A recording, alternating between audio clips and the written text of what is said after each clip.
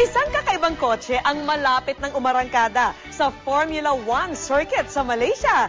Bukod sa pagiging eco-friendly, ito'y gawa ng mga estudyanteng Pinoy. Ito po ang good news ni Steve Dailisan. Ready, get set, go! Aarangkada na ang DLSU 100 Eco Car na nilikha ng mga estudyanteng kumukuha ng mga kursong Mechanical Engineering, Electrical and Computer Engineering o ECE at Manufacturing sa De La Salle University o DLSU. Itong proyekto na ito ay aming ginawa, offering ng kolehiyo sa aming centennial year. Lalahok ang DLSU sa Shell Eco Marathon, isang kompetisyon na gaganapin sa darating na buwan sa Formula 1 circuit sa Kuala Lumpur, Malaysia.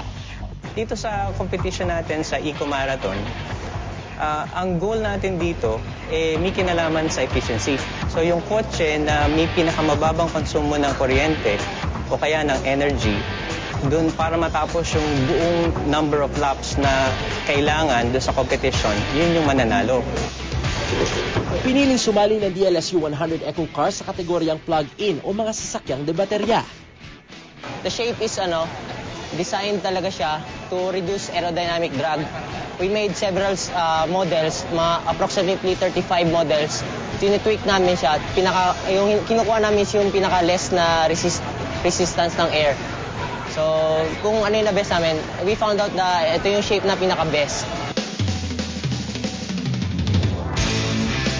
May 3 gulong ito at para maging magaan, ginawa ito mula sa carbon fiber. Bukod sa disenyo at kulay, pinagtuunan din ng pansin ang safety features nito. Hindi lang namin goal ang patakbuhin lang ang kotse. Goal pa namin is yung safety ng driver. Kasi po, maraming nangyayari kapag battery ang ginagamit, may sumasabok, may ganon.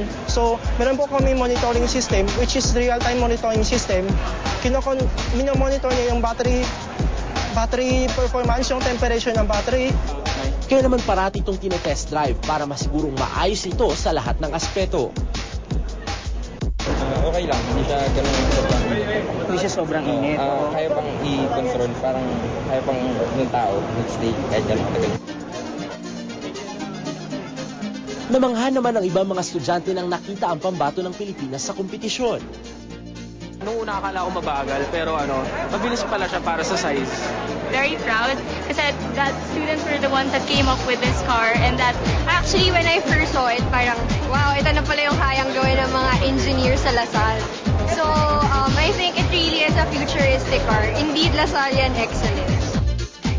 Prestigyoso ang kompetisyong ito dahil bukod sa Pilipinas, kalahok din dito ang iba pang mga bansa sa Asia gaya ng Japan, Thailand at China. Bukod sa cash prize na $1,000 US, kung papalaring manalo, maiuuwi rin ang mga taga-DLSU ang pagkilala sa natatanging galing at talento ng mga Pinoy. Ako si Steve Dailisan at ito ang aking good news.